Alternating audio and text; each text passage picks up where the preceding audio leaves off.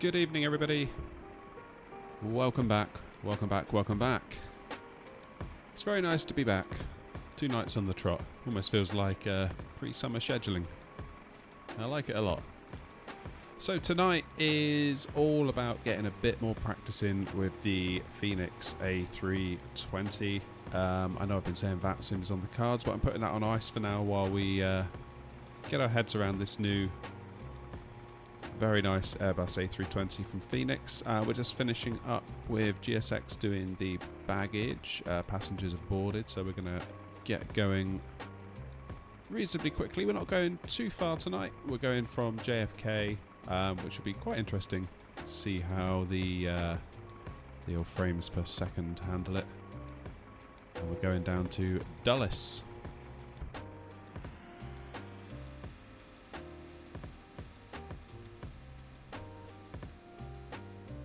Very good. Should be about an hour in the air. We're doing a bit of a strange departure from JFK. We're going to be taking off on runway 04 left, which means we're sort of going to be heading north-northeast, and then we're going to sort of loop around the top of Manhattan back down. There is a waypoint RBV, which I think we're going to remove that from the flight plan, just because we're just making a kind of a hairpin for ourselves. It just isn't worth it. Charlie Productions, how you doing? Good evening. Hope you're well. Doing well, thanks, Charlie. Yeah, glad to be back streaming. Although we're still getting used to this Fenix A320. Very, very different from the fly-by-wire. Different feel altogether, which is good, and obviously it's just had an update, so we're getting used to that update as well. But still, very, very early days with the Fenix, and just having a lot of fun learning it at the moment. Hello, Felix. Alrighty, I don't know why that always is lopsided when I first turn it on. Very strange indeed. Anyway, let's jump up top. Let's get some batteries on.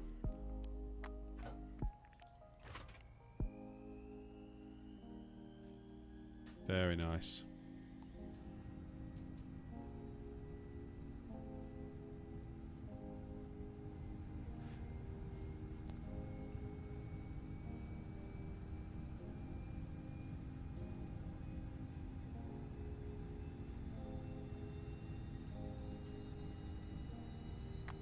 Is it too early to do the fire tests? I think it might be.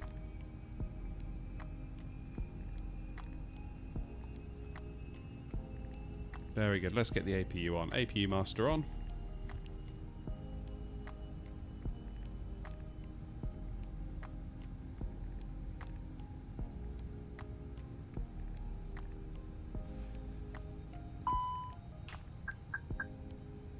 Yeah, good. Thanks, Felix. All good.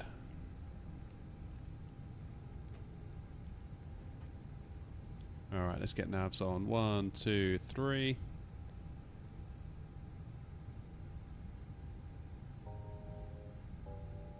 So could we hear them now, I wonder?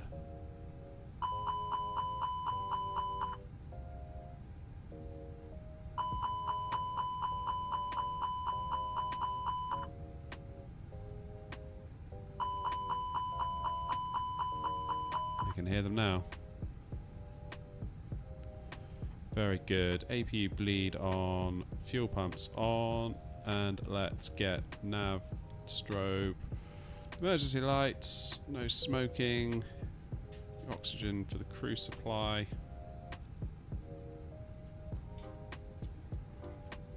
So I'm a little bit curious to see what our FPS is going to be like. Cabin recorder. I never used cabin recorder. Where is that? Oh, down here.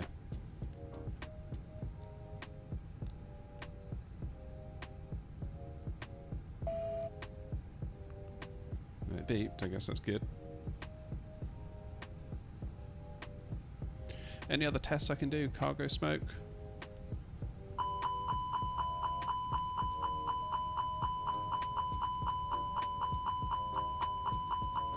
No, it won't stop.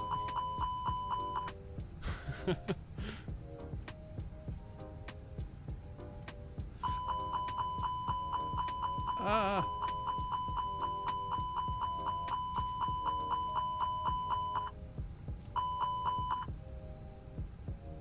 I think that's because I maybe clicked it like 3 times. Indy's in. How you doing, Indy?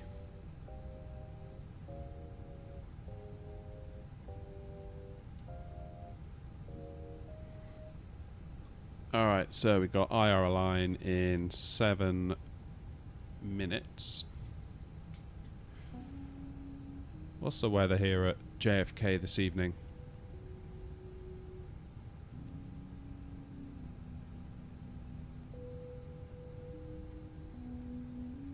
Just checking on my iPad that I've got here off screen. 2991.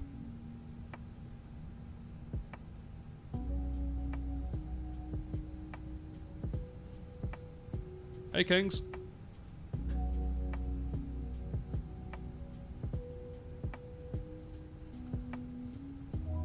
Indy says you got Volanta. No, not Volanta, Indy. We're using SimToolkit Pro. But, yeah, similar. Similar but different. Right, so we're in the Phoenix. We're at JFK. 25 FPS, 23, 26, 24, 25. I mean, that's not great, obviously, but it's not like 10, is it? Could be a lot worse.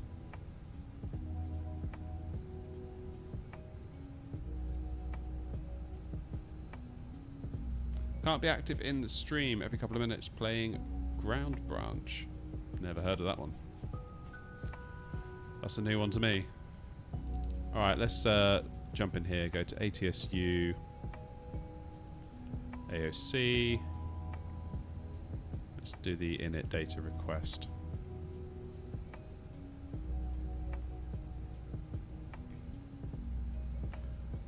As for the plan for taxi, we're going to use taxiway Kilo Foxtrot, then on to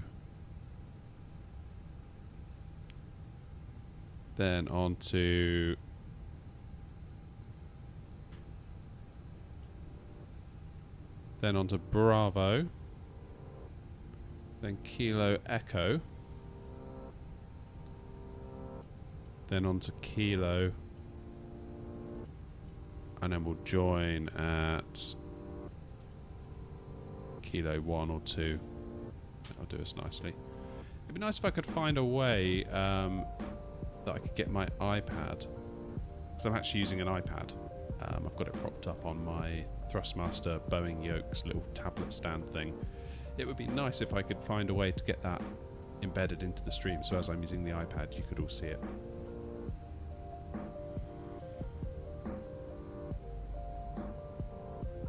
Oh yeah, keep the streak up, Indy. Gotta keep the streak up. It's the rules. Okay, what am I doing here? Let's go to init request.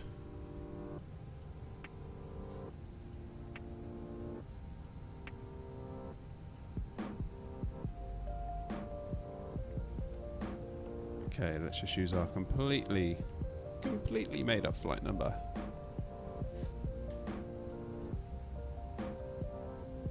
Cost index of 34 today.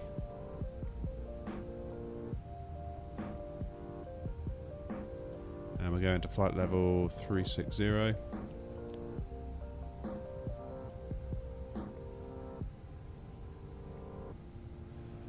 Okay, what was our weights? 59.4, 32.4.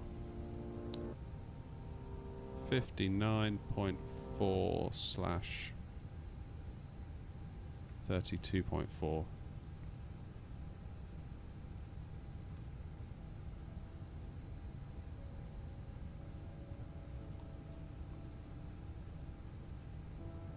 This is not an A320.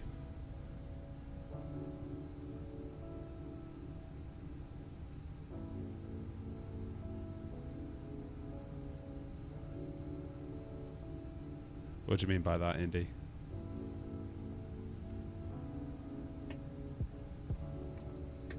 William, good evening.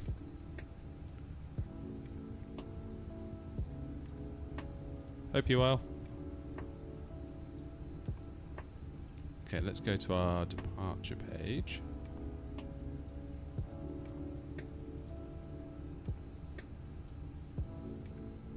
Oh, not... Yeah, sorry. Sorry, Indy. Bit slow tonight. I spent the day in IKEA, so my mind is now just mush. Let's do flaps 1.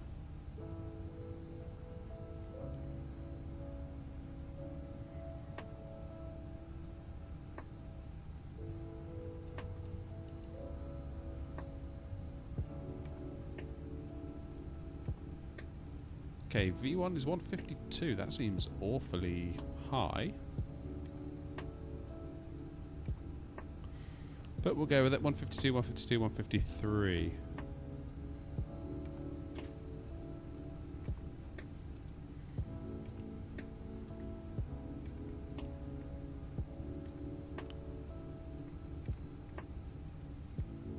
It was 68, wasn't it? Was the Flex 2 temp.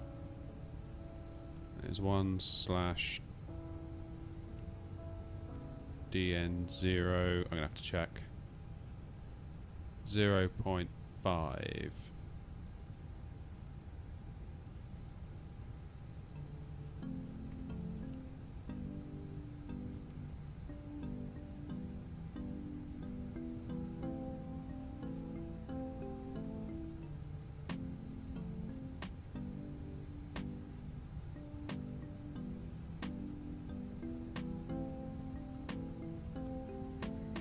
Alright, let's get our departure in. So, JFK, runway 04 left, and we're going to use D's 5.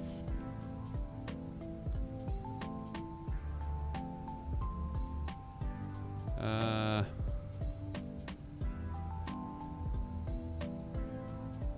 going to use Towan.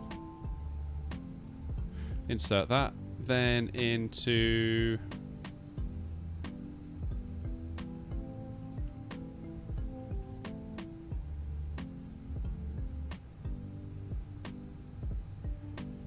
to Dulles. We're going to arrive on runway 01 right.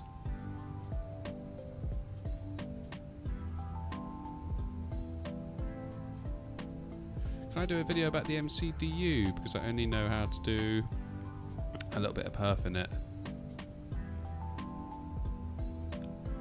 Yeah, certainly something we could look at doing. I mean, I've kind of done one.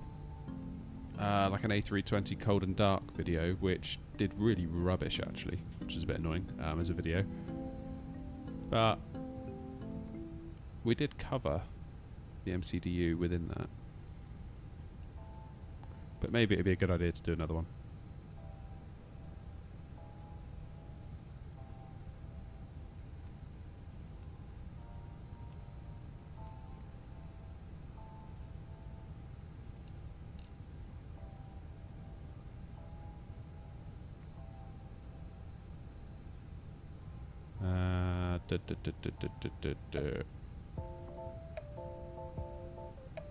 I think that'll do us.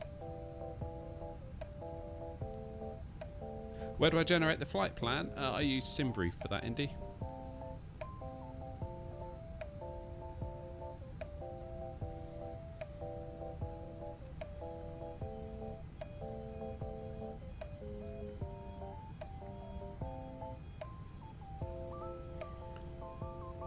So you get yourself an account on SimBrief, and away you go. Good evening, Lee.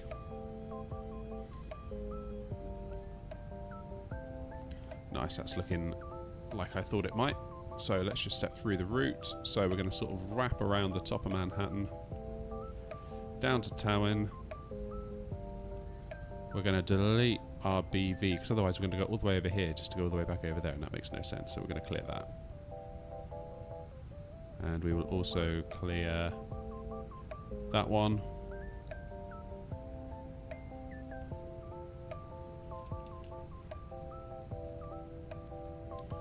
That's looking more like it.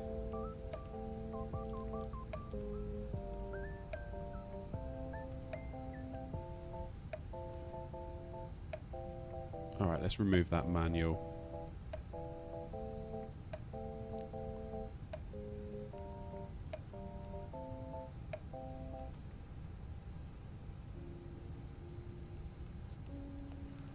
And we'll remove this discontinuity, which should hopefully join this lot up if we insert that.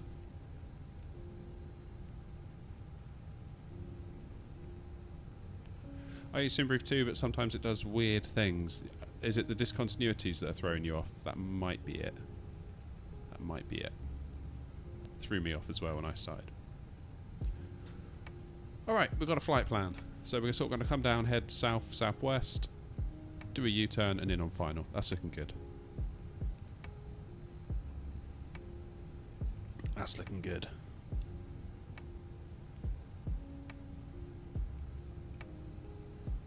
Okay, predictive wind shear on. Lock the door. Local pressure set. What are we going to do for the departure? Looks like it's straight out.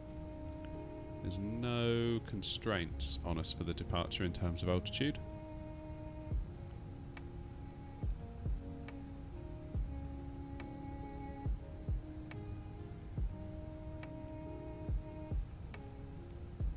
Doesn't look like there's any restrictions on us at all, just straight up to 360. So that being the case, and we're not on VATSIM, we'll just do whatever we want.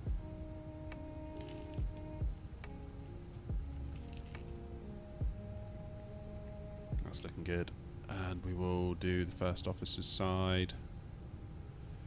Put the constraints on there as well, just in case I'm looking over out the window. It could come in handy. Alright, looks like all the ground services are finished.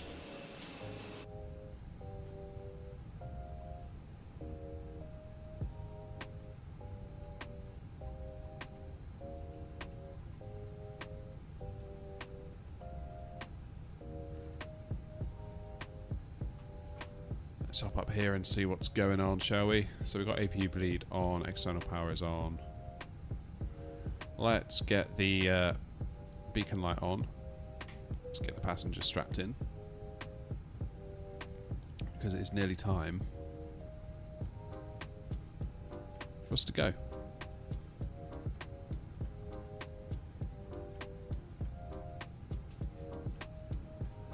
Okay, where's GSX? Let's do a prepare for pushback.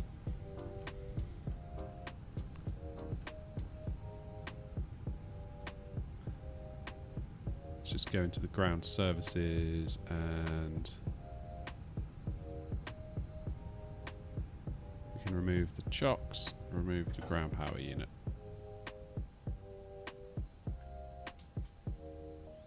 I'm back until I'm not. Hello, Captain. We are ready for pushback.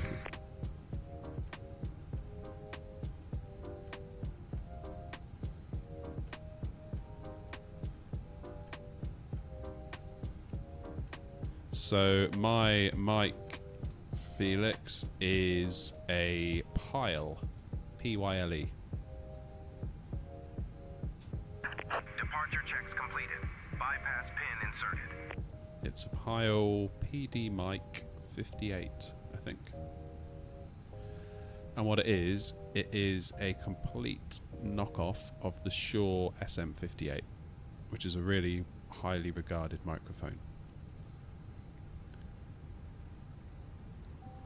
Some even speculate that it comes out of the same factory, but I don't know. It was like 20 quid off of Amazon. It's an XLR mic, so you'll need to have an interface, a USB interface. I use a Go XLR, but you can also do other stuff. What do I want? Nose right, tail left. Locking gear. Yeah, great mic.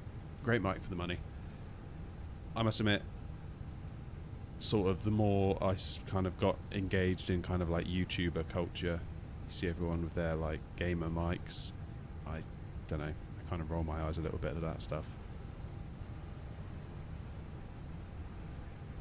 BD mic 58. Yeah, that's the one. Release parking brakes, please.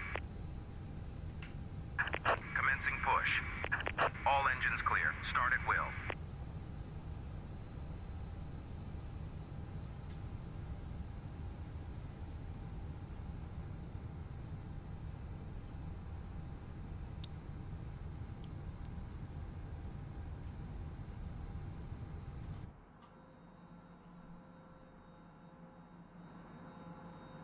Oh, it's sold out. Kind of doesn't surprise me. It's a very popular mic. It's kind of... It's popular, but it isn't. Like, you never see people using it. Like, anyone that's anyone never uses it.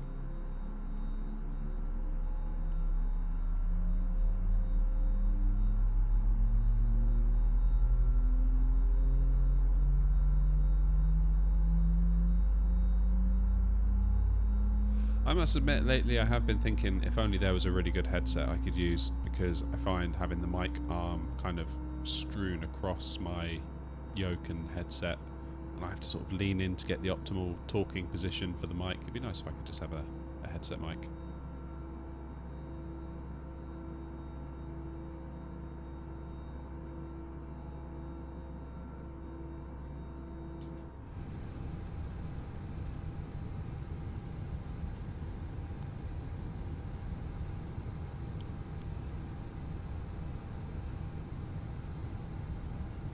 Please set parking brakes. Waiting your confirmation for a good engine start.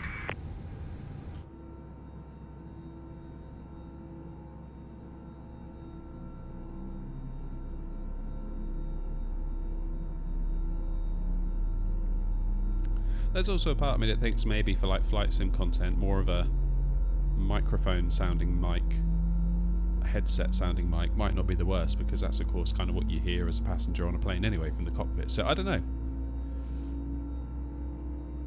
There's potentially a bit of an artistic decision to be made there.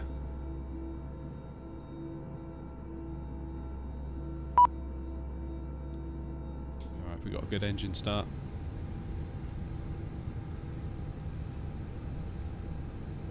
Yes, good. Good, Phoenix. Alright, let's get rid of... Cockpit to ground. We have a good engine start. You can disconnect. Unlocking gear.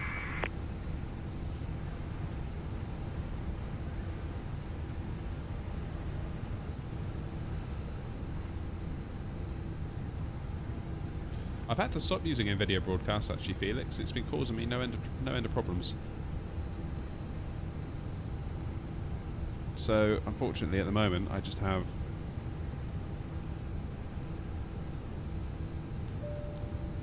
nothing at all, just the raw mic. Just a little bit of a shame.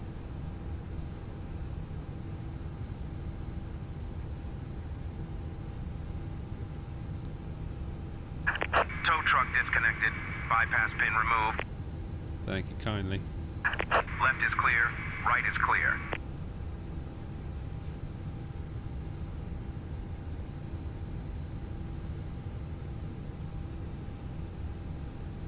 I mean, the main reason I used to use it, Felix, was because it would clean up your mic feed. So, I don't know if I accidentally knocked into the mic. If I was to hit my microphone now, you would hear that.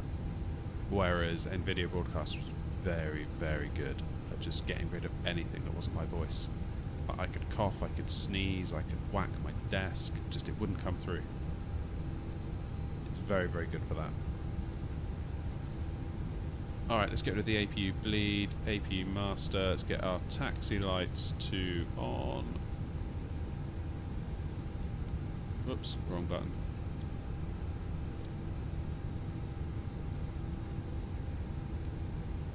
I think we're looking pretty good. OBS does have audio filters. Trouble is they can be quite CPU intensive, and if I'm already playing a game such as Flight Sim that is CPU intensive, that's the last thing I want going on as well. Alright, what do you think of the iPad tonight? I like it, only trouble is I can't see the PFD unless I do that, because I can't see over it, which is a bit annoying. Anyway, let's get flaps to 1.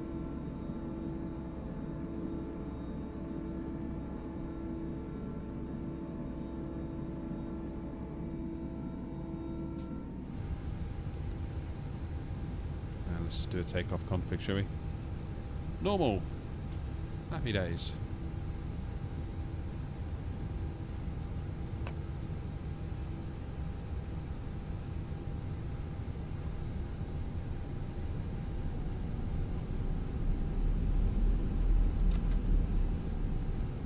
Let's taxi ourselves down. So we're going to runway 04 left today.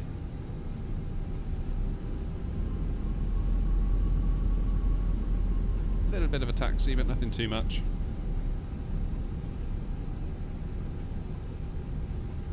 So we're going to follow Kilo Foxtrot to start.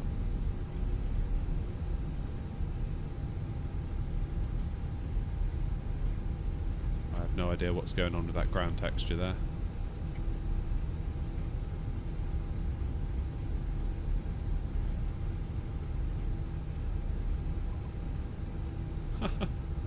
No way.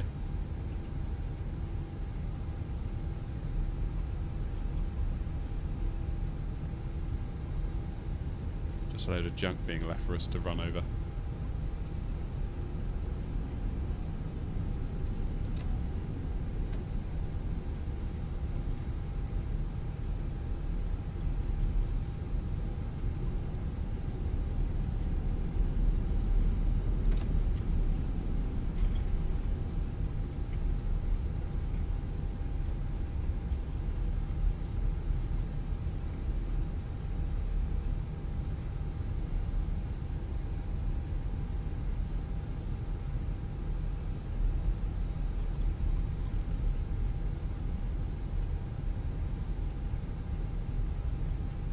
And we cross Alpha and then left on to what should be Bravo.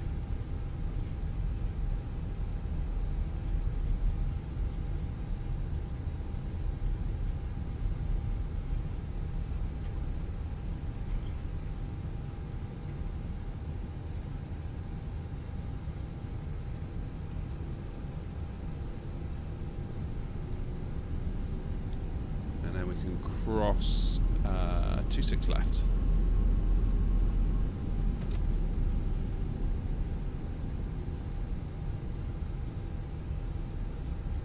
Where are you flying, Indy?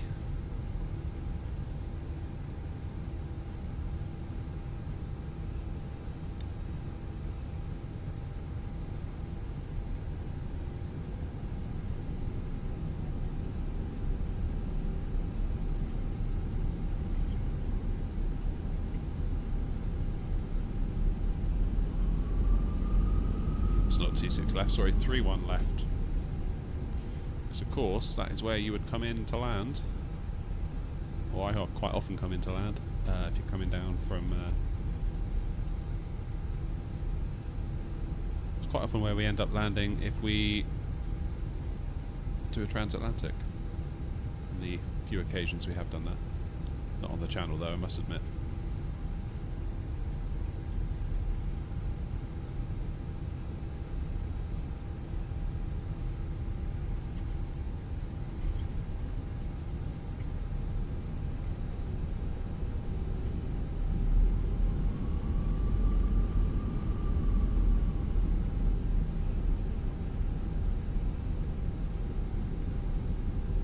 Then we can turn right onto Kilo.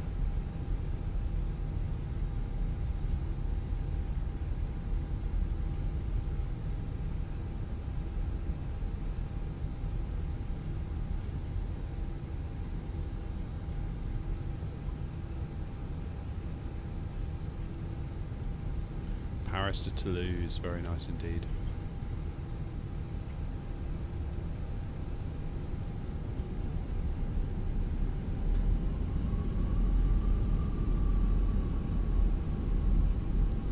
Definitely need to find some more appropriate rudder pedal settings for this Fenix. It feels very, very twitchy on the rudder pedals.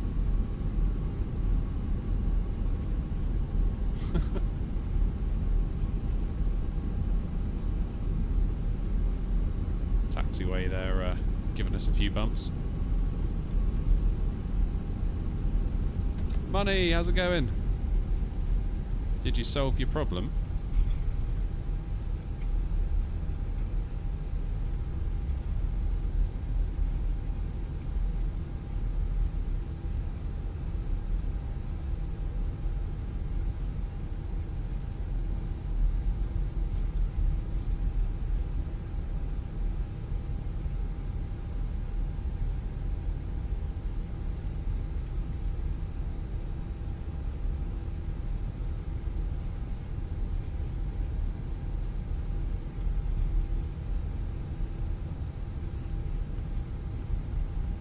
Just one at a time? Oh my goodness. That's weird.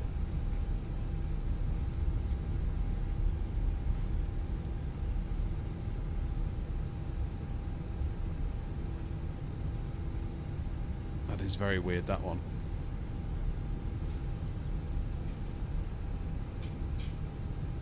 Not entirely sure I know what to say. Right. Gonna call Thrustmaster today. Good idea. Good idea. Alright, let's get these lights on, shall we? Come on. These touch targets are a nightmare.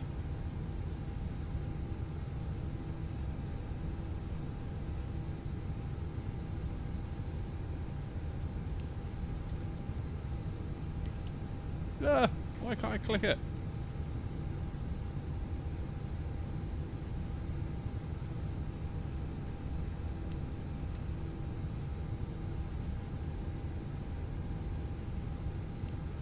Oh, it was on. Ignore me.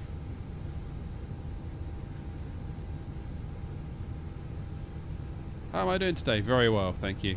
Very well indeed. Right, let's zoom us out on the pad here.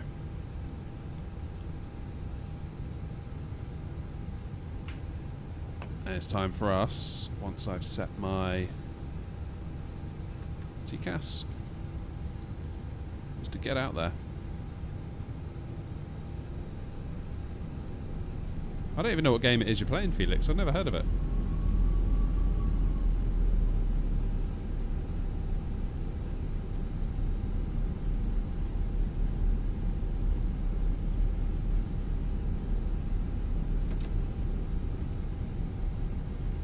Appreciate it, Money.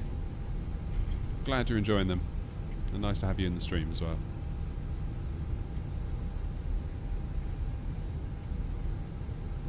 Coming into my streams daily. Well, that would require me to stream daily, which I can't promise, but I do appreciate it.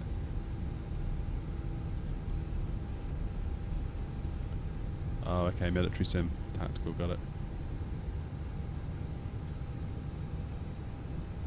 Alright, I'm going to chuck this tablet down here because it's getting right in my way. I'll just have to keep an eye on it down there. Okay. I think we're good to go. Let's hold it on the brakes. Engine's up to 40%.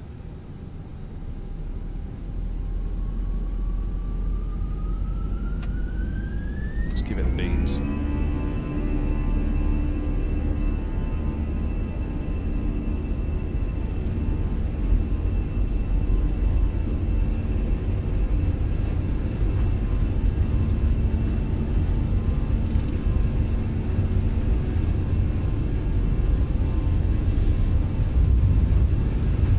Bumpy runway.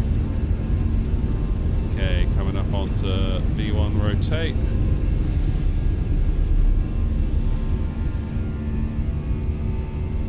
Positive rate. Gear up.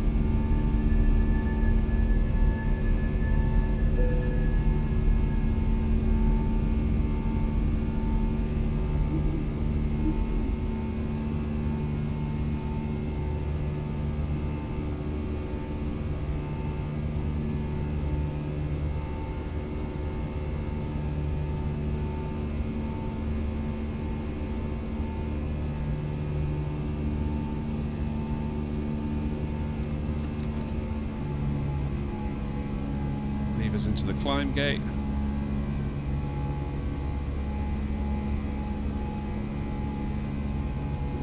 And let's engage autopilot. That's what I did wrong yesterday, actually thinking about it now.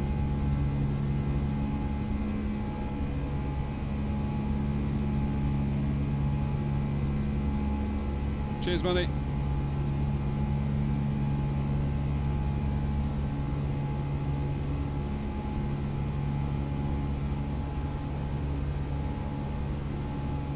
Okay, flaps up.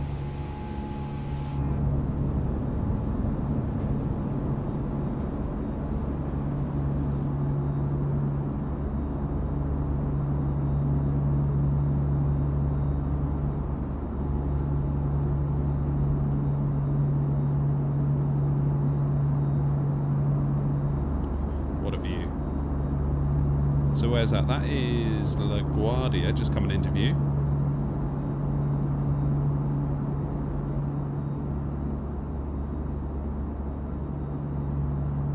How are the frames doing? Not bad, actually. Not bad at all. I'll take that. Especially given where we are. Just left JFK, LaGuardia in view, Newark sort of in view as well, with Manhattan. Yeah, indeed, Sim Toolkit Pro for me. Haven't actually tried Volanta. I've heard it's very, very good.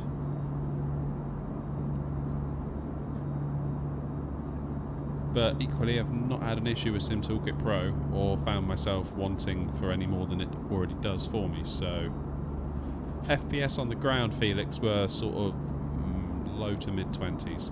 22, 23, 26, 24, 25, sort of bouncing around those kind of figures.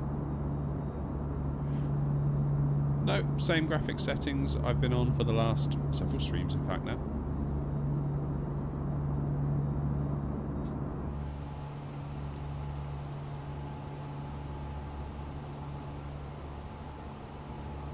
Very good.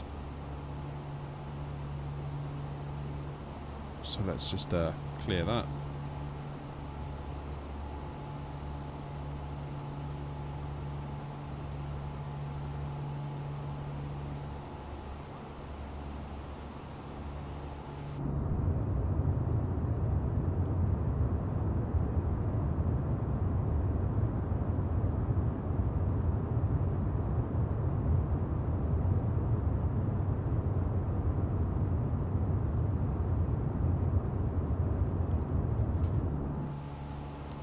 Alright, lights off.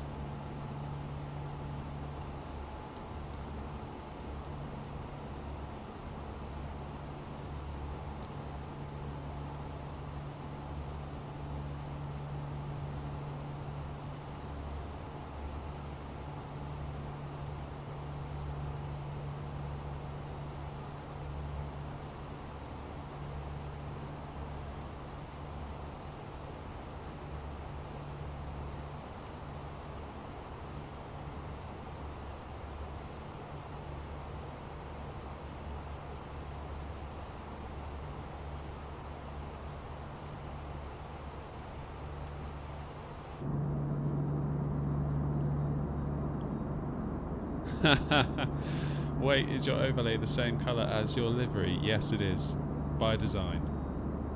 And if you also look, so is the little border colour around the minimap.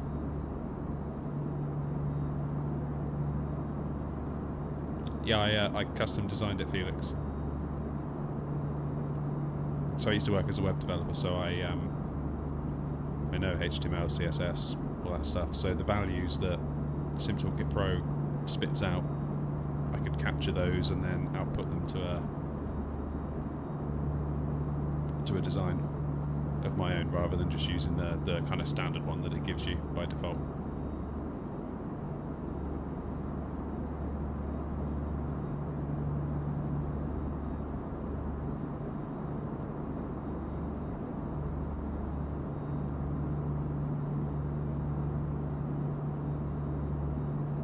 Your plane's slowing down. Have you got enough fuel, Indy?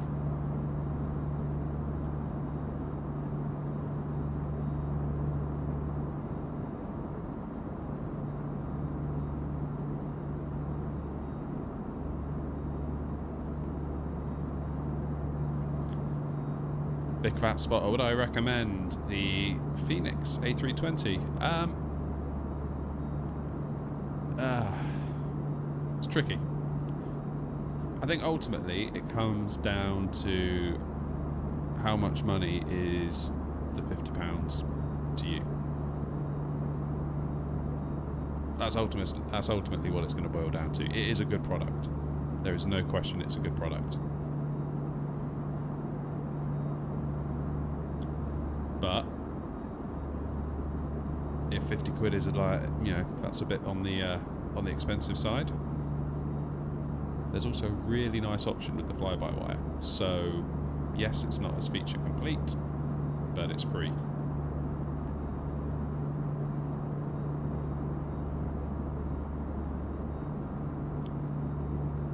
But yeah, to answer your question, is it good? Yeah, it's great. Depends if you mind stumping up 50 quid for an add-on for a game. Because to most people, that is a game in terms of money, not an add-on for the game that's already expensive anyway. So it depends where you're at really with that, and that's going to be different for everybody.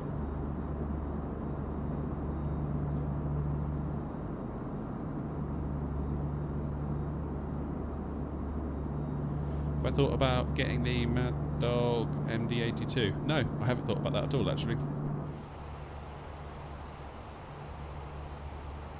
Not something I've ever considered. Oh, transition. I knew I was going to forget that. I was too busy enjoying the views out the window, chatting to you all.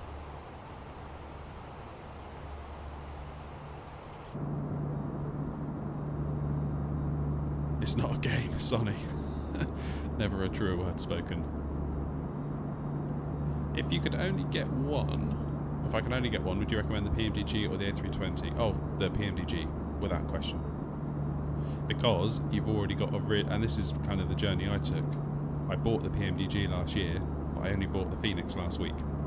So for all of this time, up until like a week or two ago, I did not have the Fenix.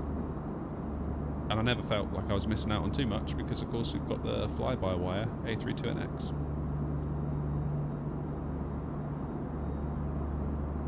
So for a long time, I ran the fly-by-wire and the PMDG. Obviously, it's a little bit different now. I mean, I don't want you to think that I'm some like super rich YouTuber. I'm not. Like the channel makes very modest amounts of money, like pizza money, really. But I've been just sort of keeping it to one side, and it's amounted to more than what the Fenix costs. So I was like, let's put it back into the channel.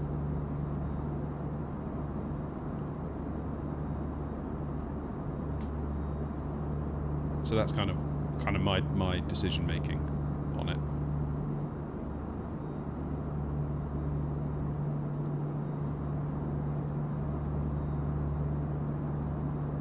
But yeah, the PMDG is one of my favourite aircraft I think I've ever flown on the sim.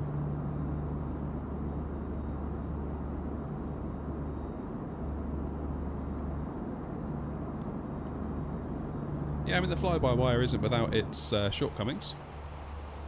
What's going on here?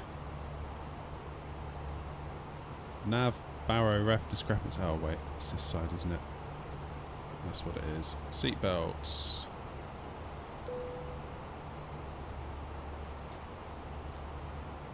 But when you consider that the fly-by-wire is free, as in completely free, to me it seems sensible to keep going with that to cover the A320, albeit I know it's a Neo, but whatever. And at the time last year I thought if I'm going to put money into anything, it should be a 737, which is a completely different aircraft, something completely different that I can learn, versus paying for a lot of the same that I've already had. So that was kind of my decision making.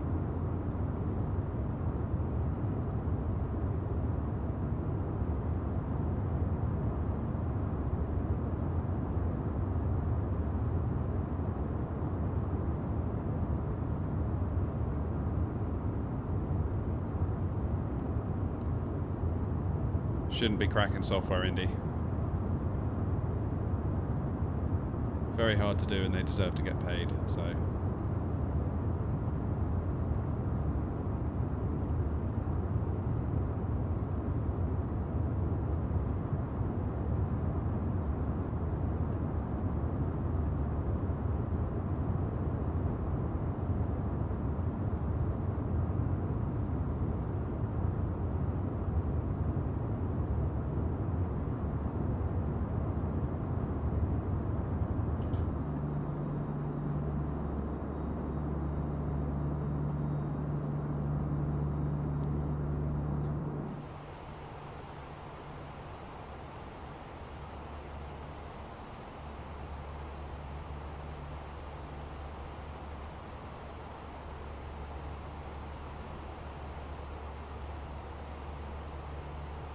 How about that for a view?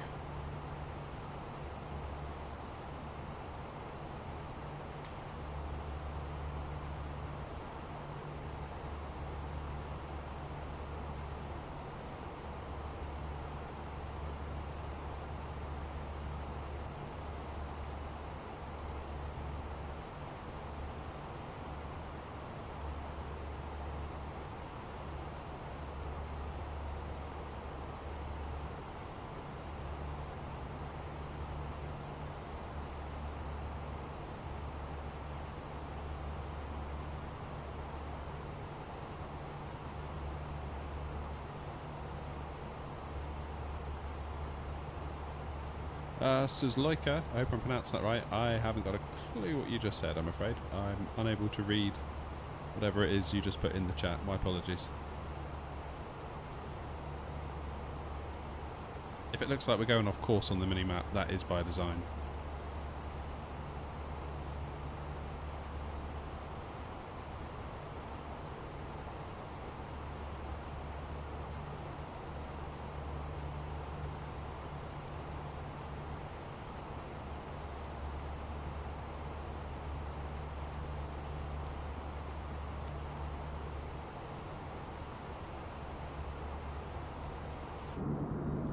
Everything seems to be going according to plan. But yeah, Fenix, definitely 2 thumbs up at the moment. It feels great to have a proper decent A320 and a proper decent 737. So it's a good time to be into short haul jetliners at the moment for sure. Russian, not sure, Sonny, to be honest.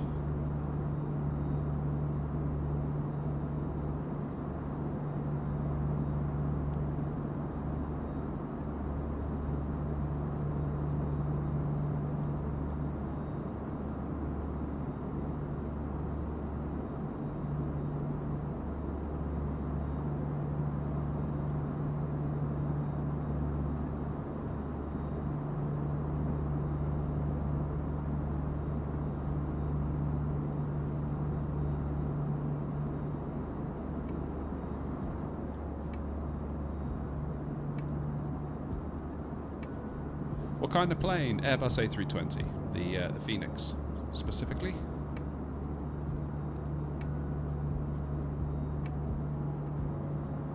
Won't be long until the 737 is in the hangar.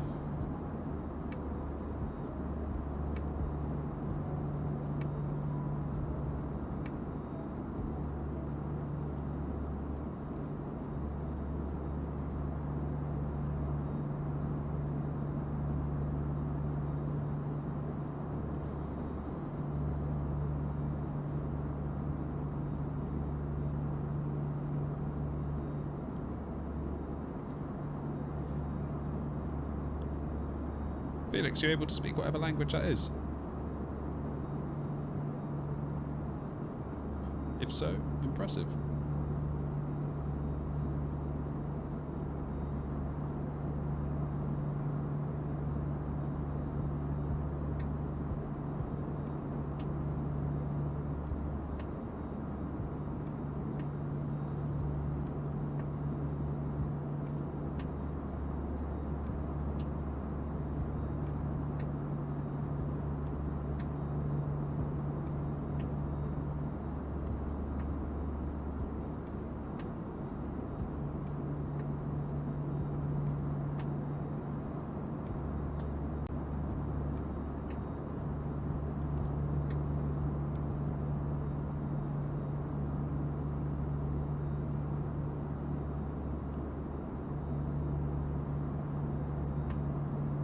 Oh, okay, cool.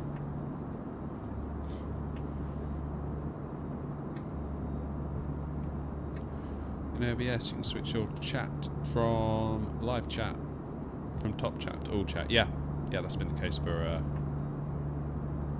Oh no, maybe it hasn't. Not in OBS.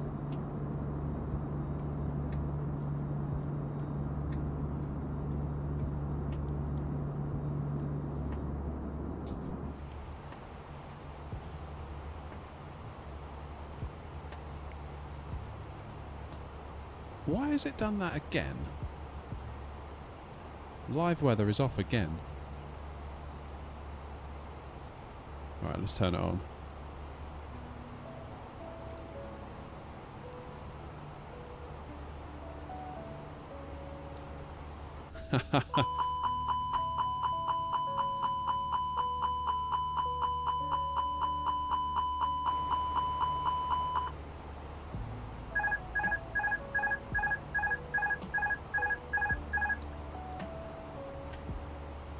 Should have checked that before we left, but it's not the first time the sim's been weird like that.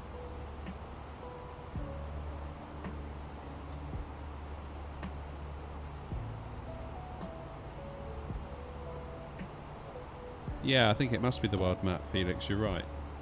Odd though, because I don't think I've changed anything. Oh, whatever. It wouldn't be Flight Sim if it wasn't a bit wonky.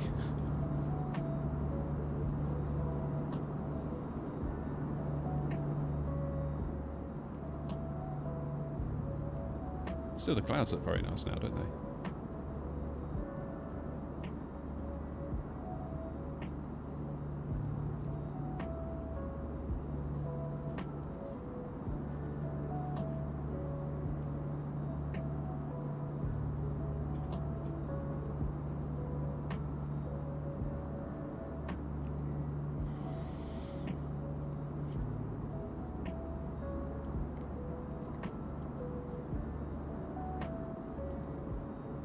Alright, let's check in with the weather at Dulles.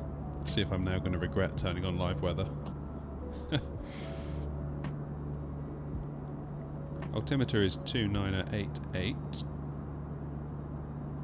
And looking at what the wind is doing, it just says 0000000. Wind is calm.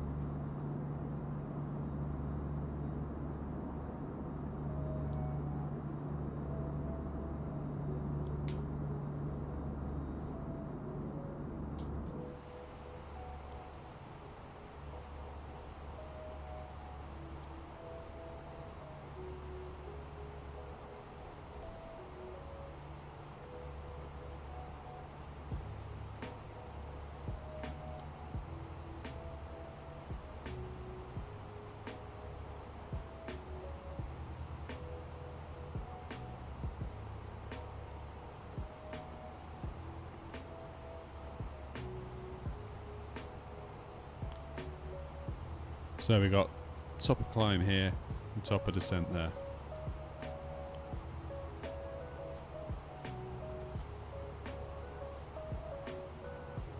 Let's just check in with our arrival.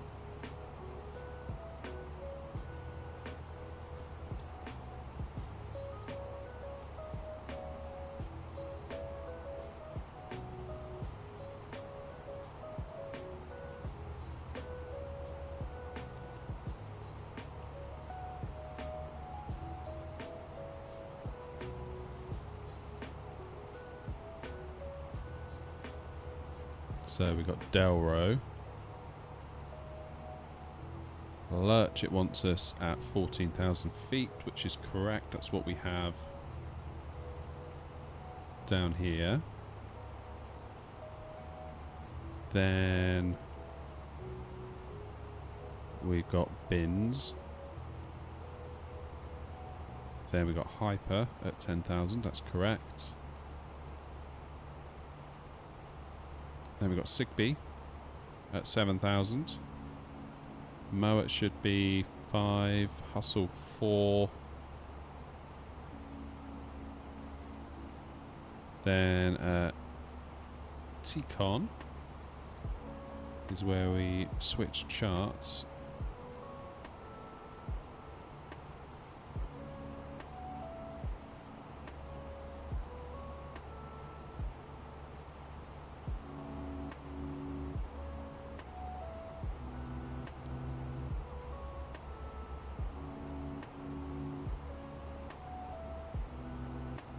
Then at Mosby, 3,000. Yeah, that's all looking fine. So what is in the plane is what the charts is saying, which is always a relief.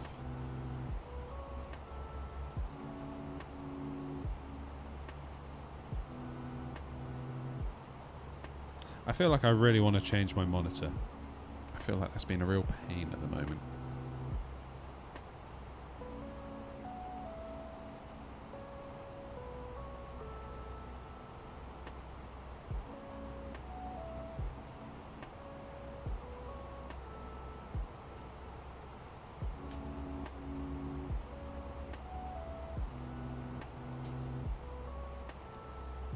Yeah, I'm not sure, to be honest, Felix. I just kind of followed what the flight plan gave me.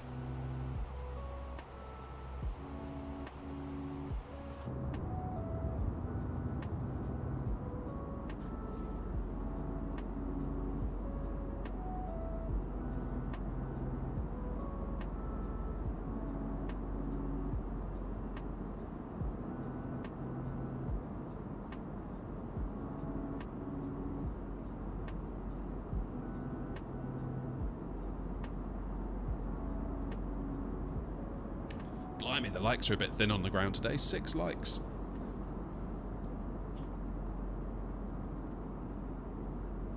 Must be my terrible flying.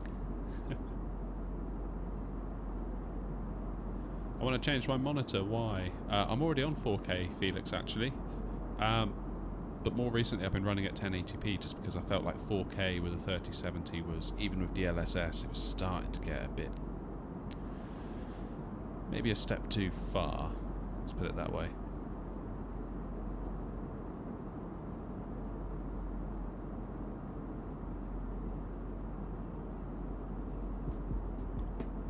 My biggest issue is that it's a 60 Hertz panel and it does not have any variable refresh rate.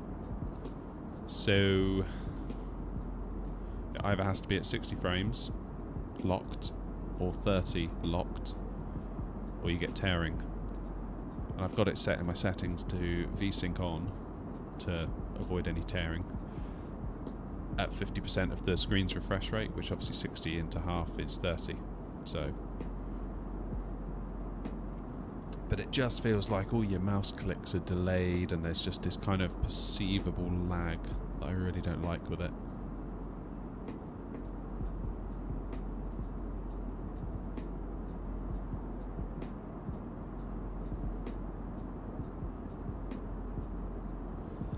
So I wonder if a 1080p variable refresh rate monitor might be the answer.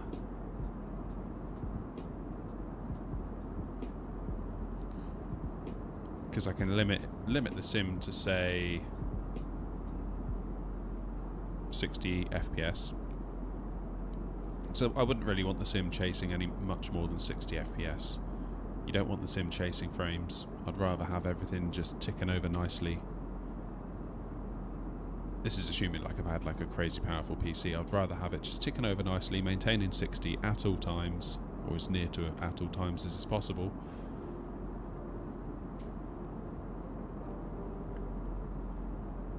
Versus having it constantly being on the bleeding edge of like trying to get 100 or 110, then it drops to 90, then it goes up to 110 again. I'll just give me a flat 60 all day long.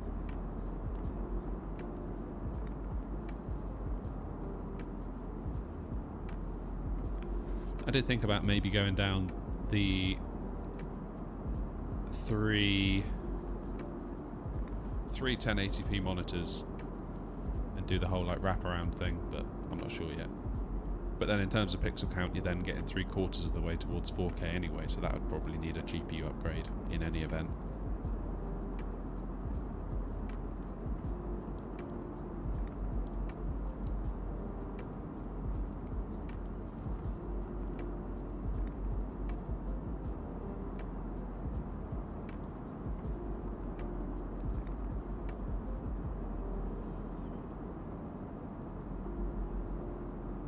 I do sit quite far back from the screen though, because obviously the yoke is quite deep. So the yoke actually sits me back a good 2 feet from the edge of my desk in my normal seating position when flying.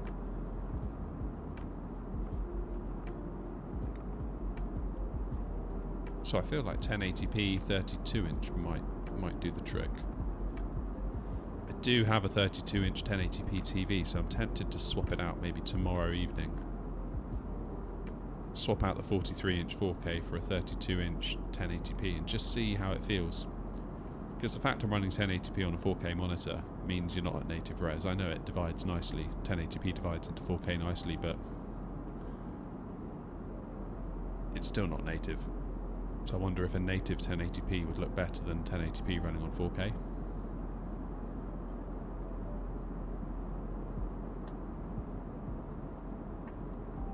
Yeah, so I'm on a 4K 43-inch TV, Felix.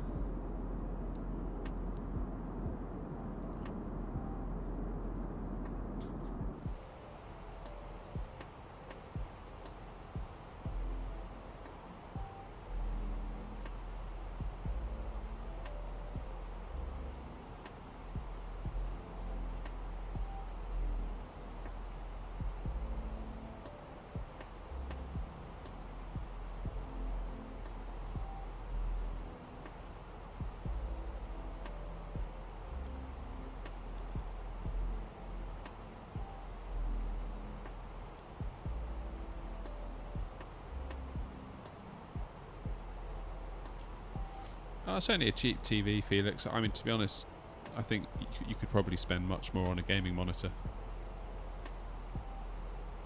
It was not a particularly expensive TV as far as TVs go.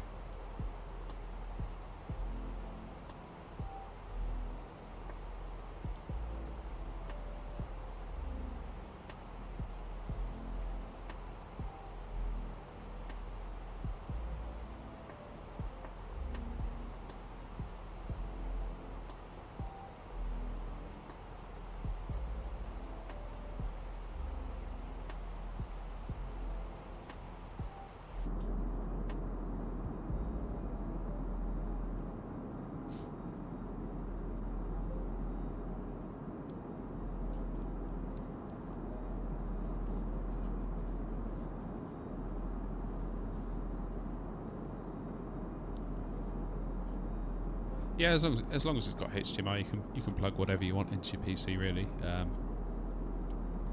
But given that it's a cheap 4K TV, it's just 60 Hz. No variable refresh rate, which is super annoying.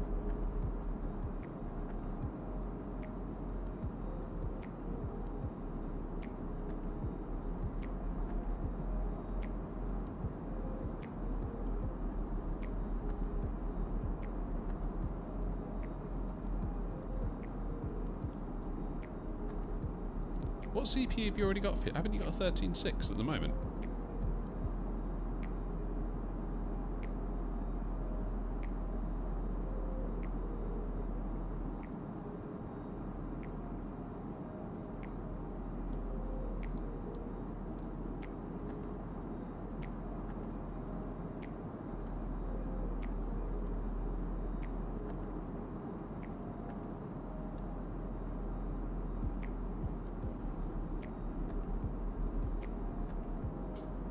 Must be time to, go into local pressure, which was, of course, 299 at 8.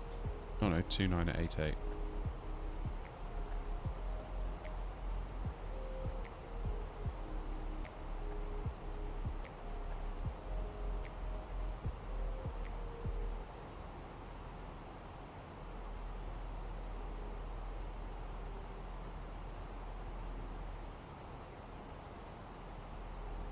I don't think you're going to need a new mainboard for 14th gen, Felix. I think it's going to use the same socket. They are doing new motherboards to go with the new launch, but I think with the BIOS update, I'm not 100% sure, I'm going to have to double check on this. I think with the BIOS update, existing 13th gen boards will be okay.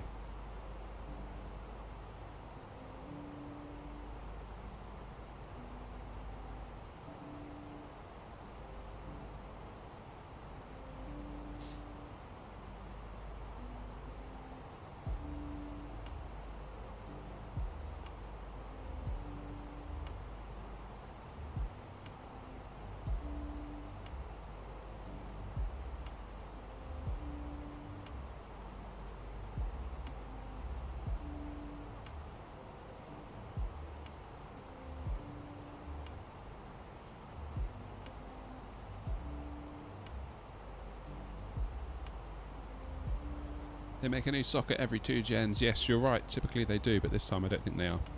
Because this is really considered more of a 13th gen refresh. Even though they're going to call it 14th gen, it is very much a gentle refresh versus a full-on new generation.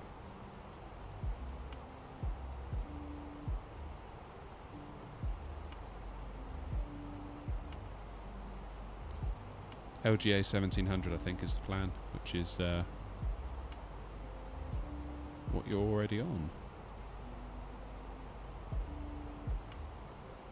Which is good news for you, but equally I don't know if it's actually going to be that different. Similarly, even with going to a 13900K, I doubt you'd see much of an uplift over a 13.6. You might get a little bit, but the sim doesn't particularly love more cores, it just loves higher single thread. And you may be able to overclock your 13.6.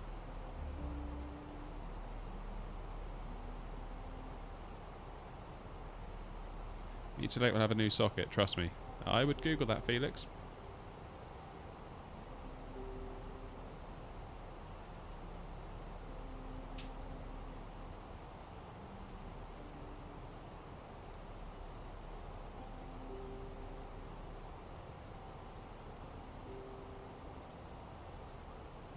PC World 5 days ago, Intel's next-gen chips will stay on the LGA 1700 socket.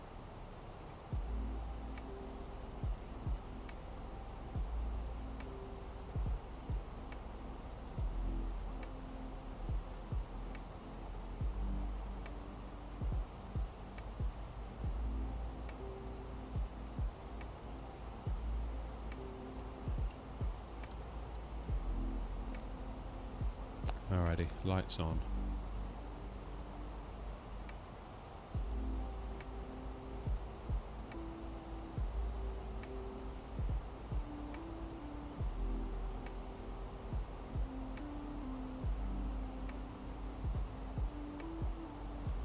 I was thinking maybe if I was going to consider a new build,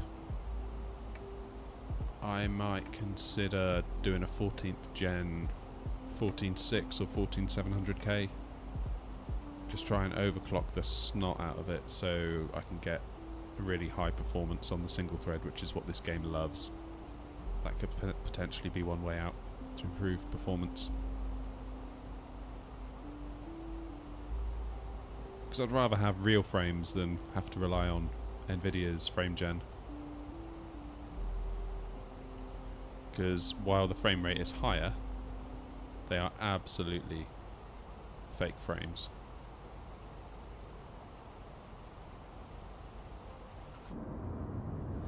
As a player, you get no new information at all in order to make the game feel more responsive. So if you think about it, the game has to draw frame number 1, it draws frame number 2, it then generates another frame, making frame number 2 frame number 3, and then puts another frame in between 1 and 3 to make 3 frames out of 2. So you're not seeing frames, there's a delay on when you see the frames, and the extra frame it generates holds no new information at all, so it's weird. Yeah, 14.7, because 14.7 I think is going to have a lot of the E-cores as well, so there's an argument to that maybe all the other apps that you run alongside the sim might benefit from that. I don't know.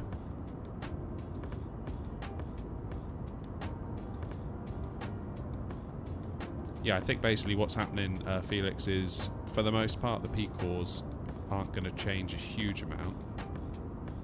So, yeah, I wouldn't expect to see a huge amount of difference from what you already have, to be honest. It's just that you're going to get more E-cores, I think. So the multi-threaded scores will look really good in the benchmarks, but ultimately gaming, I'm not sure you're going to feel the benefit. To be completely honest with you.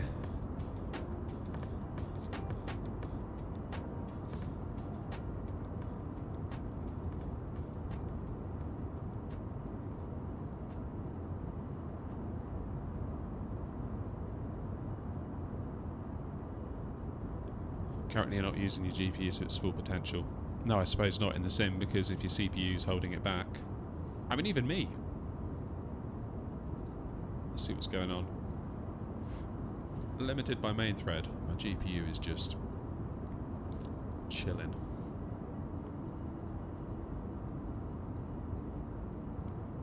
It's that damn CPU.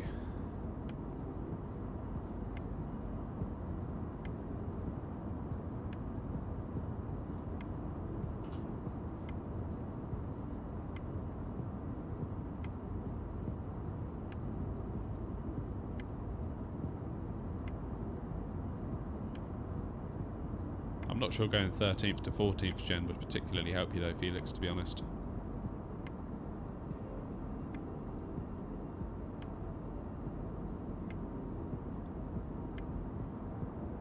'15th gen might.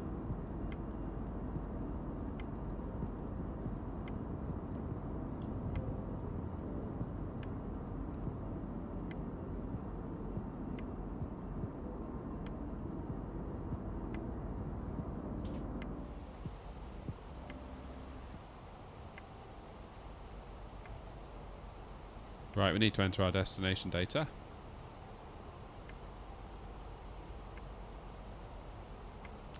Yeah, 15th gen will for sure. Alright.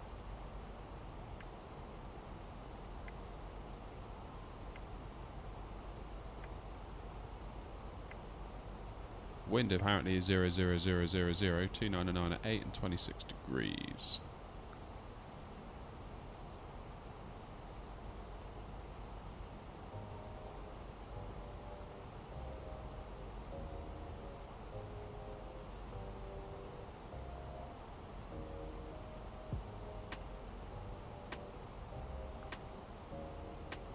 And let me just check my charts a moment.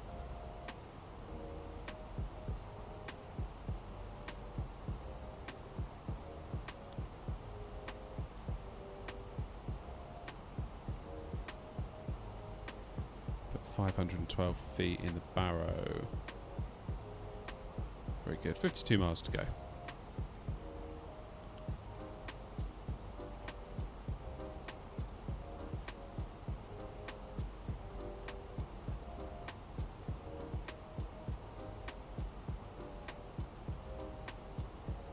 I mean, Felix, if you've got a PC, you've basically got an Xbox. That's kind of how I feel about it. Like when the Xbox was kind of out and around, I kind of thought, oh, maybe a new Xbox would be cool, but it's like, I've got a gaming PC, which is like an Xbox, just way more powerful. Like, there's nothing on Xbox that I really, really want to play that I can't play on my PC.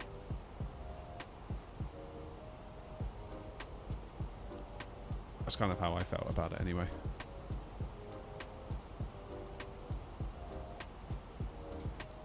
Now the PS5 is a bit different, and I get that PS5 and the Xbox to an extent are just kind of like medium to low powered gaming PCs by today's standards.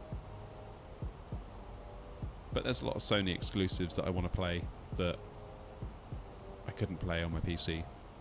Admittedly, you can play some of them now because they've transitioned to PC.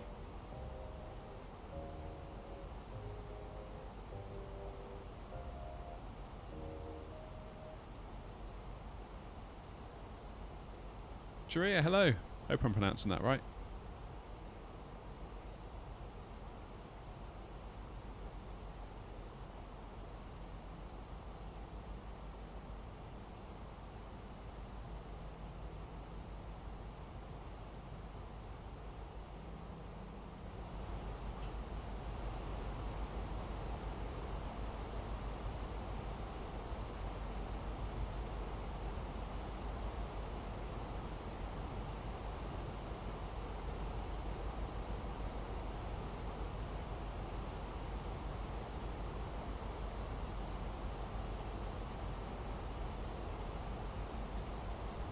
You still got your 360, yeah, me too. It still works.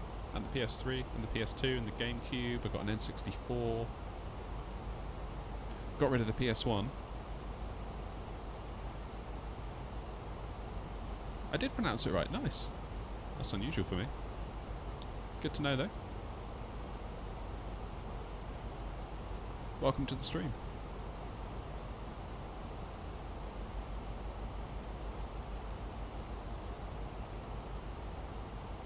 Currently in the process of making a book. Wow. Impressive.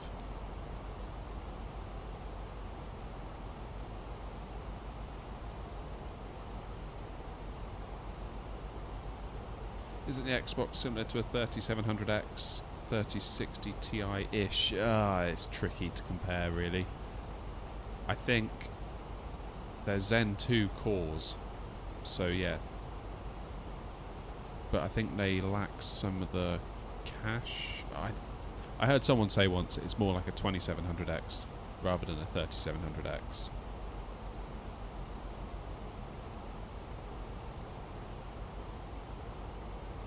As for the GPU, yeah.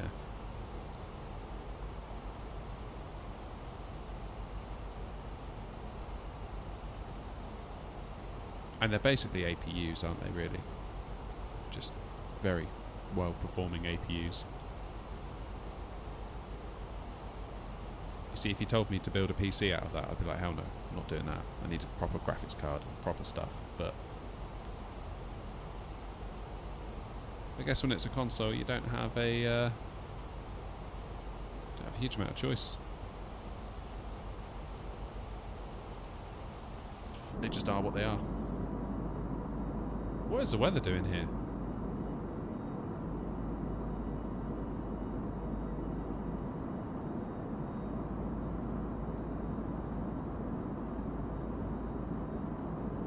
I suppose the advantage is that they are a fixed target.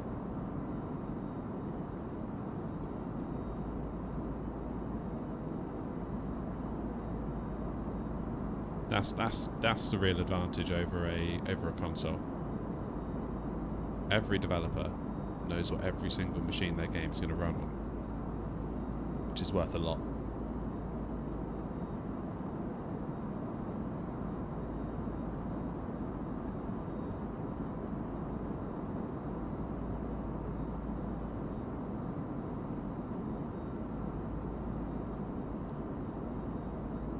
There's our airport.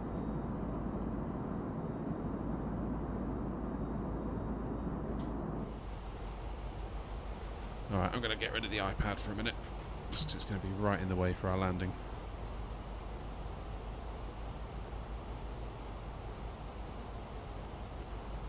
I mean, ultimately for me it came down to I wanted to play Gran Turismo, and yeah, until they make it for PC, I was always going to end up buying a PS5, so...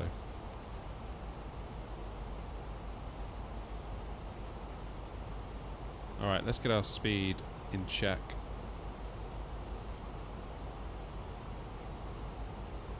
So Mosby, we need to be at 188. We're good here at 250 though for a minute.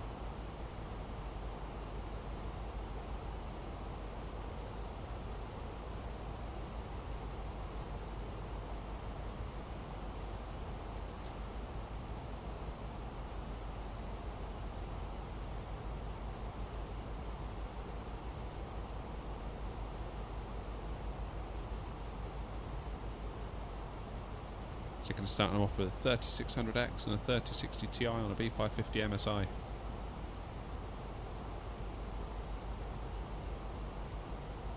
That's still a really nice build.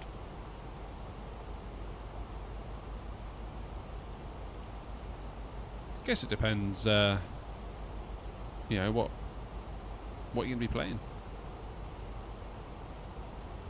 I guess if your kid wants to play like Warzone with all the trimmings, make it look really nice, then yeah, probably you're going to need a fair bit of power. If it's just Minecraft, then maybe not.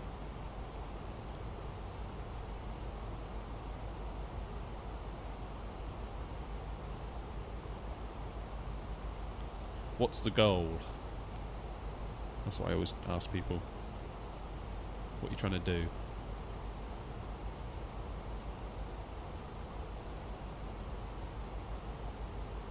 And then just build to solve that goal. I don't like it when people say, oh, I'm going to future-proof myself. You can't future-proof yourself. You'll spend more money trying to future-proof yourself than it's worth. You may as well just put that money back to one side and say this is for the next PC and move along.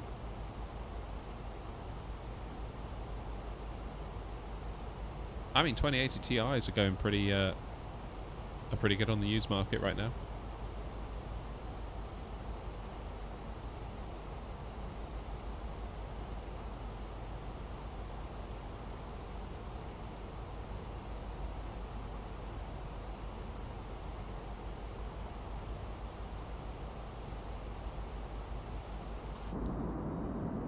Alright, round we go.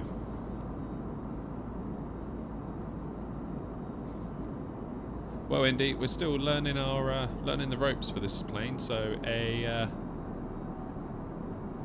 go around is always possible.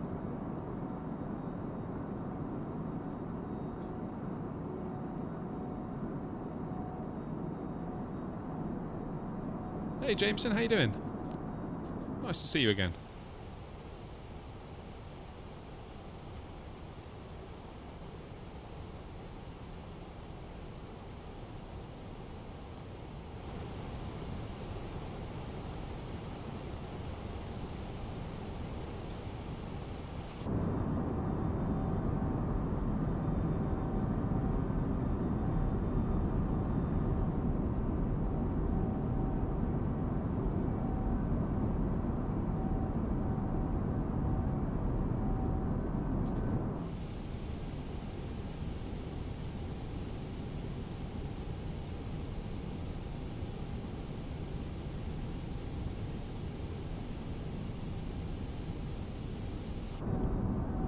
let's get flaps out.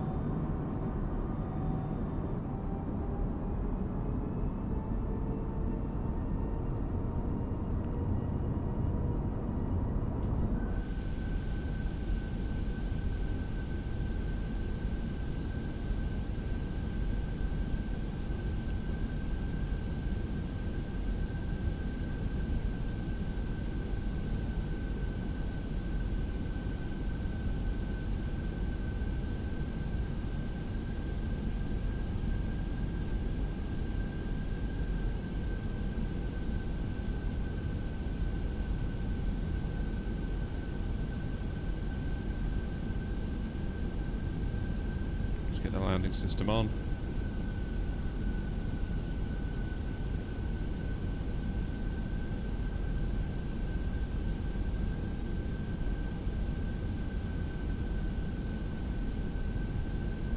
Yeah, 4090 is obviously the only way to go.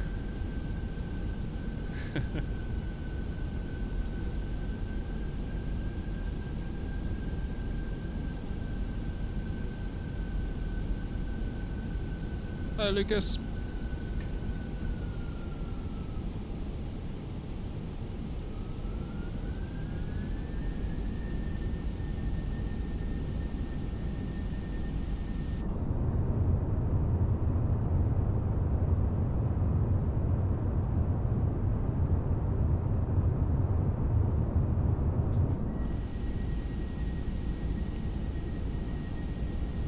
Let's get approach mode on to get us started, shall we?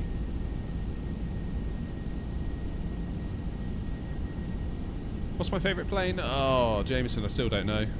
I mean, this is obviously the Fenix, which I've not had for very long, so I'm still in the honeymoon period with it. I think it's fair to say. Alright, lights are on. Auto brake medium. Local pressure set. Flaps full.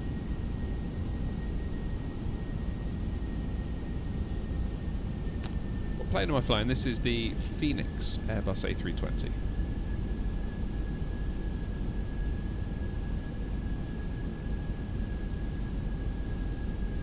Let's get the cam on so you can watch me ruin everything.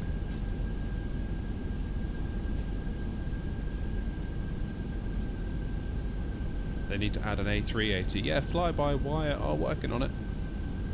It's coming. You just gotta be patient and let them cook. 2,500. Get out.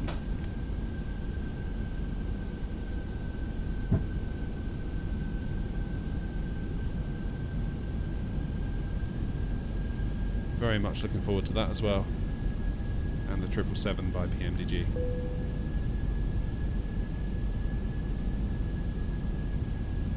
Is this a landing leg? We are about to land, yeah.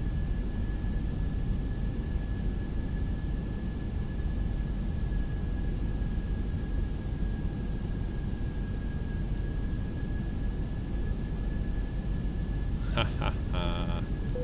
I forgot to do the landing lights.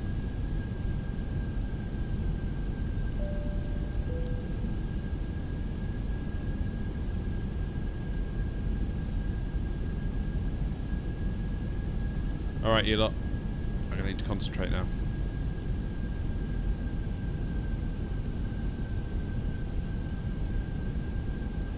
So I may ignore chat.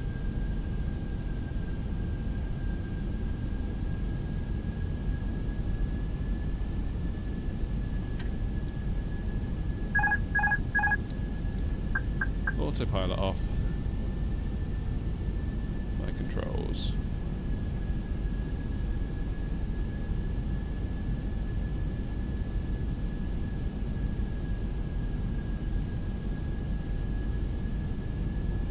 There's the weather reloading. Love to see it.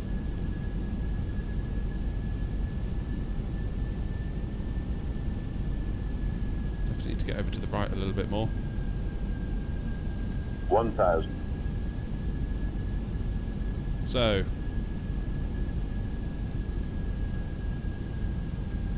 according to a good friend of the channel, Gracia, we are going to ignore the pappies and the glide slope post 500 feet.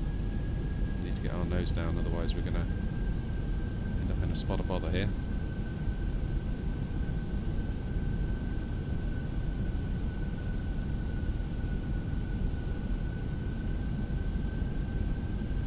course, if this landing does go wrong, it will be Grey Shirt's fault and not mine. Let's just be absolutely clear about that. 500. Alright, aiming for those touchdown markers now.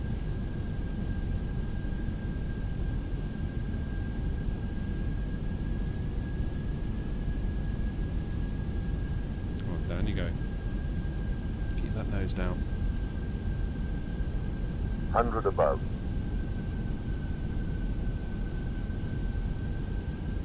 Nice and Minimum. easy. Continue. 100.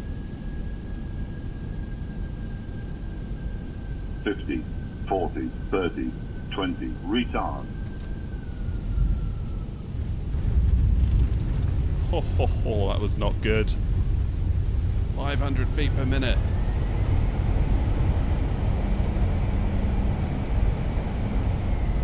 Wow, that was a heavy landing. Whew.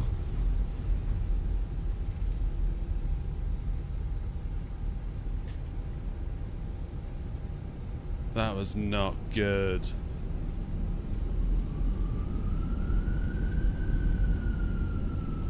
Damn. Damn, damn, damn.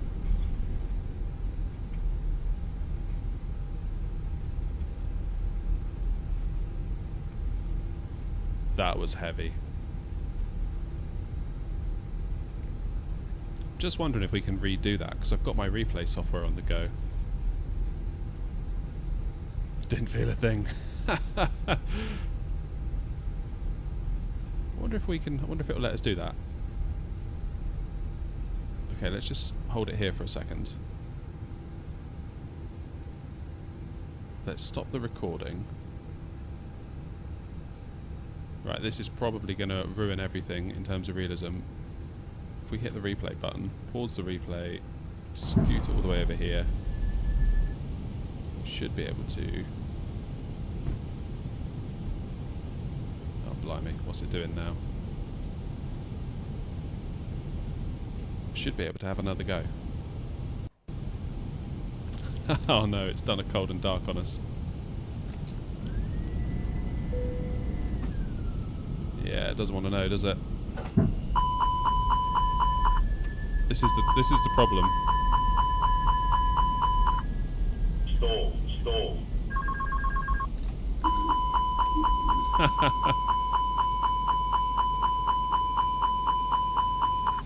Alright, let's get rid of those alarms. Okay, so this isn't going to work at all as an idea, is it? I thought maybe if I could set the replay software back to on the approach,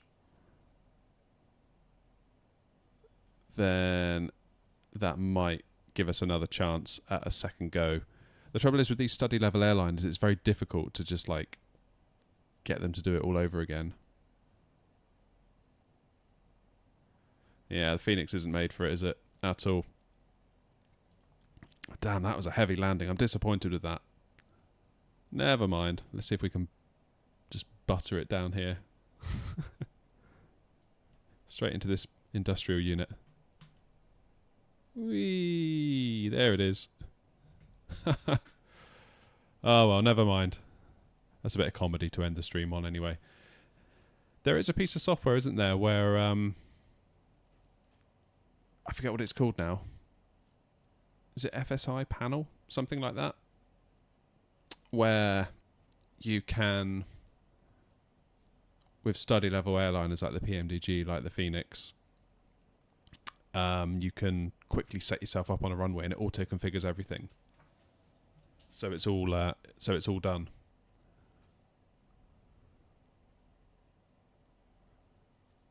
So it might be worth investigating that as an option, because there are just some times where you fancy doing it. I wonder if hang on, we can do this. If we do panel states, ready, set as default, activate. Let's give it one more go. It's entirely possible it's not going to work for us.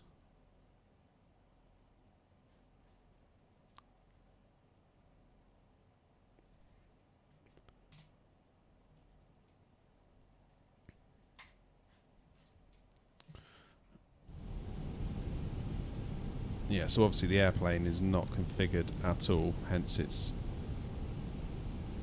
not happy, is it?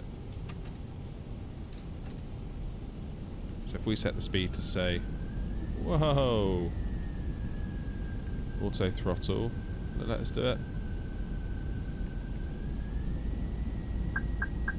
It's at 137, wasn't it?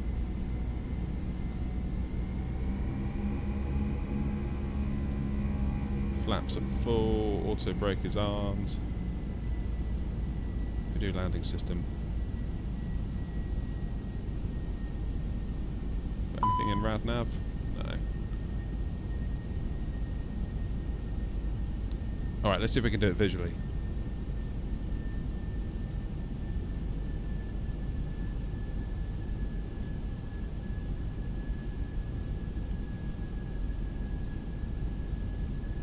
So we're going to have loads of errors, but at least we can point the aircraft in the right direction. This, after all, is all about the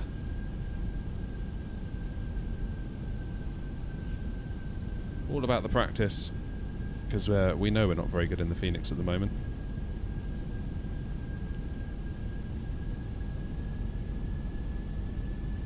So RadNav is 110.1, so if I pop that in there. Hey, there we go, we got some ILS markers at least.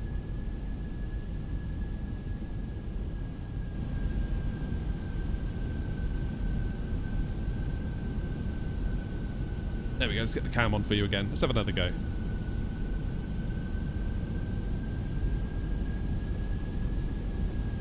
Let's give it one more go.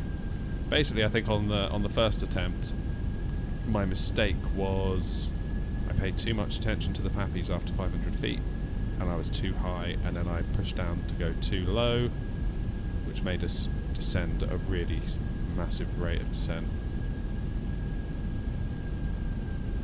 1,000.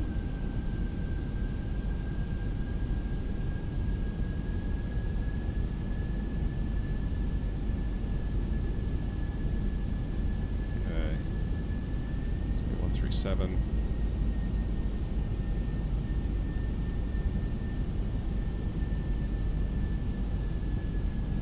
Keep that nose down. Alright, take two. Gear is down. Auto brake medium. Flaps are full. Of course, looking down there has sent us off profile. Okay, so that's interesting. ILS says we need to go lower, and Pappies say we are too low.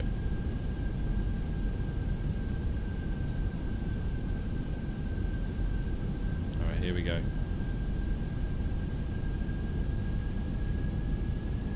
Oh, look at this. Look at the runway lights.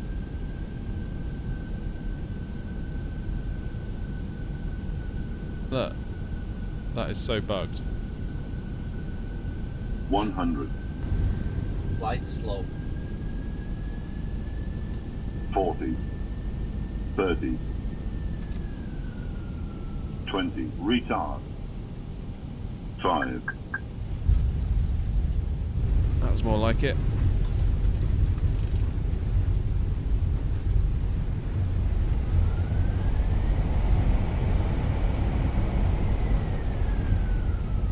That was more like it.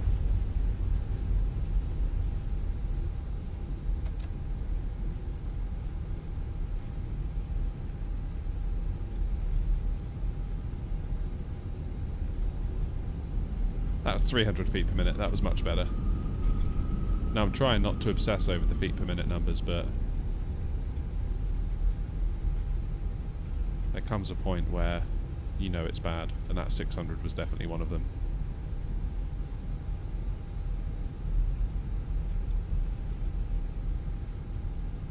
Definitely one of them. I'm going to have to look at that FSI panel. I think it's called FSI panel. Because it'd be really nice to have that as a tool just to be able to set it all up. How many Gs? 1.1.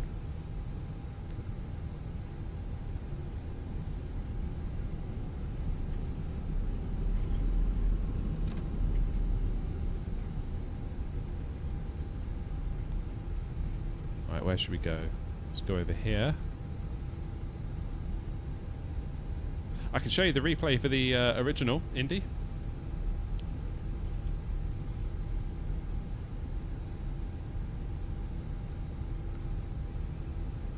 Did you notice how the runway lights were almost like 100 feet above the actual runway?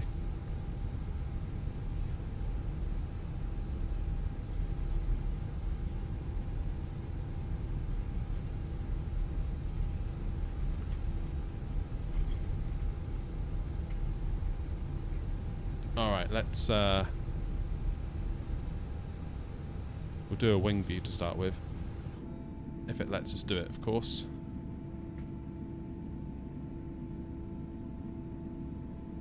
So let's do replay. Resume replay.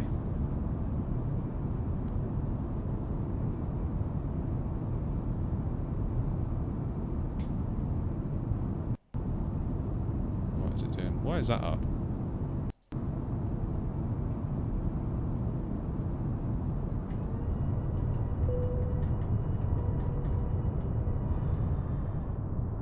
Why have my flaps all gone up as well?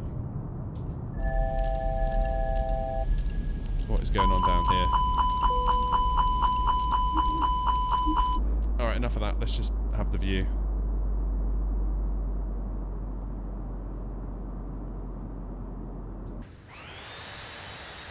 Don't even have any landing gear.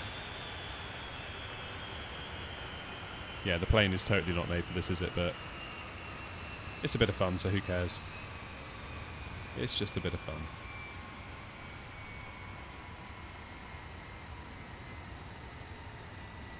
Don't know why we don't have any landing gear. Oh, here it comes. Alright, let's wind that back.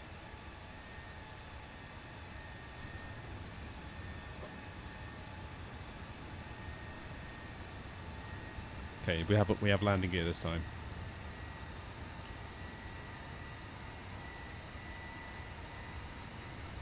Everyone happy with the view?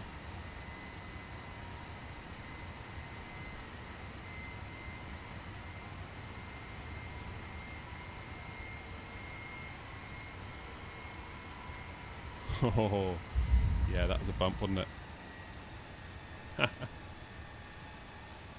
Alright, let's get a passenger view.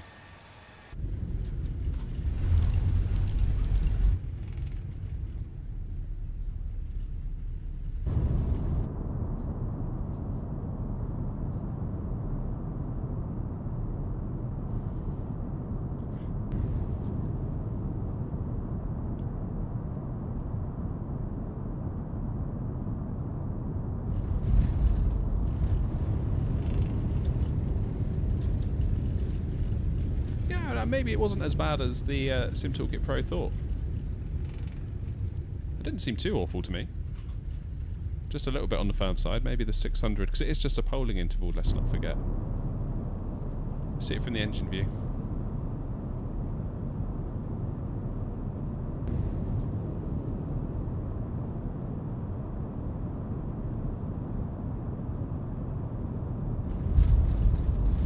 Yeah, maybe that was a bit firm.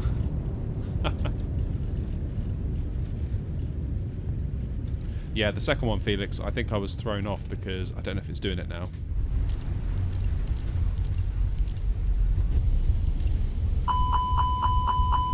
Ah, be quiet.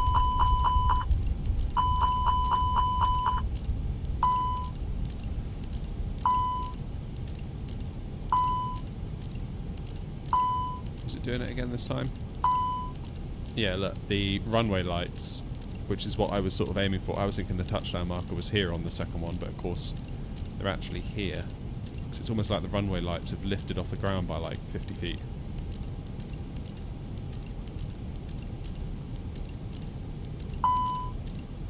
Very weird.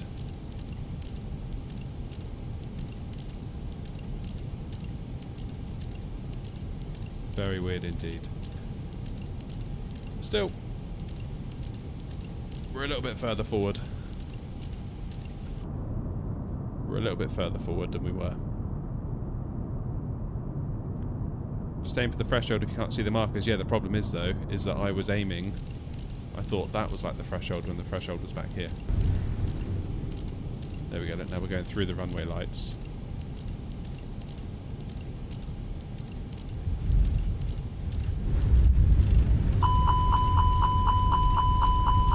Quiet.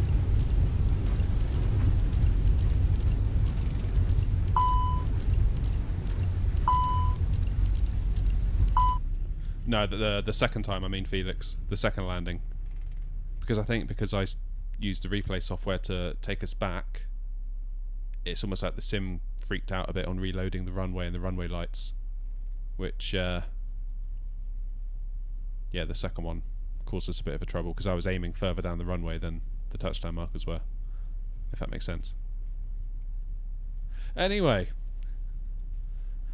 That's a semi-disappointing end to the stream, I won't lie, but we'll all chalk it up as experience and learning, because that's what's going on at the moment for me, for sure. I'm not even going to pretend that I'm anywhere near competent in this aircraft yet, but we'll get there. We will get there. I can do it, just not consistently, so I just need to get that feel for it. In my mind, I'm still kind of using the fly-by-wire muscle memory.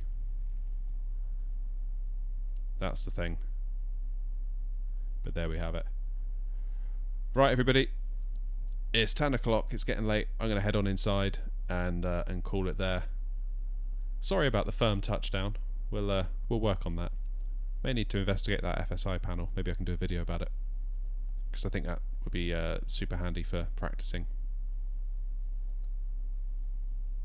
Practicing the landings, just getting these study level aircraft set up, configured properly for landing every time is not easy to do out of the box, but apparently this piece of software does that for you. So you can just say, put me on short final at this runway in the Phoenix, get it all set up perfectly, go, and that could be really useful. So we'll have a look into that. Thank you for your company. It's always a pleasure chatting to you all, and I don't know when I'm going to be back. I don't think I'll be streaming tomorrow, but possibly in the days that follow.